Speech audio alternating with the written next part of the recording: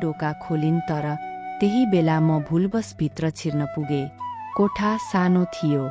उनी केवल आफ्नो भित्री वस्त्रमा मात्र थिइन्। हाम्रो आँखा जुधे म स्तब्ध भए। मेरो शरीरमा एउटा करेन्ट दौडियो। उनी पनि मलाई हेरेर त्यही स्थिर भइन्। त्यो क्षणसम्म कुनै अश्लीलता थिएन, बरु एउटा यस्तो सामपेता थियो जुन शब्दमा वर्णन गर्न सकिँदैन। उनको गाला रातो भयो।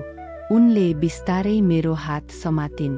उनको शरीर तातो भएको थियो। एक्कासी उनले मेरो ओठमा आफ्नो ओठ राखिन्। त्यो हाम्रो पहिलो चुम्बन थियो, जसमा तुइसना पनि थियो र एउटा अनौठो वियोगको पूर्वास पनि थियो। हामीले त्यही एकान्त रेस्ट रुममा एक अर्कालाई पहिलो पटक समर्पित गर्यौं। बाहिर मानिसहरूको चहल पहल थियो, तर हाम्रो लागि संसार त्यही 4 दिवारभित्र सीमित थियो। हामी बीचमा शारीरिक सम्पर्क भयो, त्यही सानो रेस्ट रुममा।